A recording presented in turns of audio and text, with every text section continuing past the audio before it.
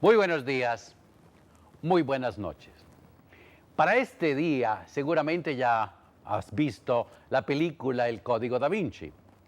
Es una película común y corriente que obviamente ha recibido un tremendo despliegue publicitario precisamente por los comentarios anti-iglesia, anti-religión, anti-Opus Dei.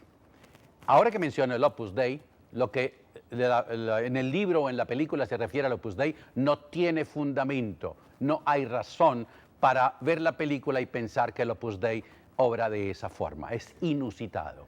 Segundo, forma parte de lo que llaman el escándalo, lo que Da Vinci en su magnífico cuadro describió y el análisis que hacen al final de la película de la figura femenina. Evidentemente que hay un concepto femenino absolutamente definido. ¿Pero por qué? Porque ninguna religión puede existir sin la parte femenina, es decir, el yin y el yang hindú. Es necesario que existan las dos fuerzas, la masculina y la femenina. Cuando Constantino se dio cuenta de que la iglesia tenía un principio masculino y no tenía el principio femenino, hubo necesidad de montar a María la Virgen como concepto femenino, contraparte del masculino o complemento del masculino. Pero eso fue absolutamente sacado de un sombrero porque la fuerza femenina estaba dada desde la unción y la unción se dio en el momento en el cual María Magdalena derramó el nardo, sobre la cabeza y no los pies de Jesús. Desafortunadamente, por el concepto de celibato perpetuo de Jesús, por el concepto de pureza malentendido de la Virgen, se llevó a María Magdalena a el estado de prostituta. Pero Magdalena fue santa hasta el año 451, cuando por un plumazo de Gregorio Magno, San Gregorio Magno, Papa, quedó de prostituta.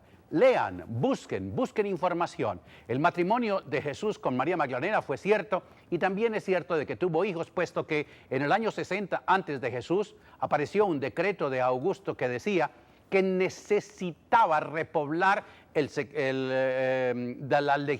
los legionarios, es decir, debido a la conquista se habían acabado los hombres y era necesario repoblar el imperio. Es por esto por lo que se daba un regalo en dinero para el segundo hijo de cada matrimonio y otra proporción mayor a el tercer hijo, obviamente masculino, de ese mismo matrimonio. Jesús era un hombre cumplidor de la ley. Jamás pudo haber hecho un proselitismo, sobre todo público, si no era casado. Era necesario para ser tenido en cuenta y sobre todo si subía a las escalas del templo a predicar, de que fuera casado. Andrés y Pedro, cuando son mencionados que los escogió Jesús, lo primero que dijeron fue: llévanos a tu casa.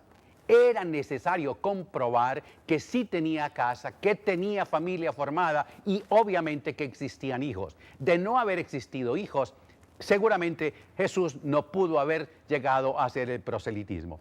De otro lado, hay que recordar, y lo explica la película, de que Da Vinci pintó a pintó a Juan el Bautista en varias oportunidades. ¿Por qué? Porque realmente el Mesías era Juan el Bautista y no Jesús. Jesús apareció como Mesías en el año 325 con la insistencia de Constantino desde el año 313 de tener un líder espiritual para poder cimentar su imperio que se encontraba en franca decadencia.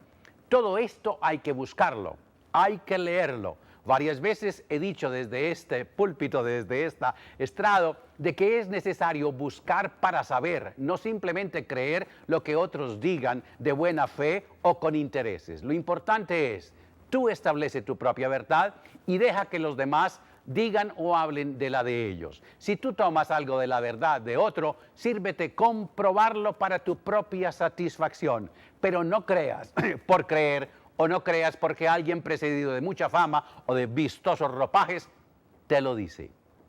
Hasta mañana.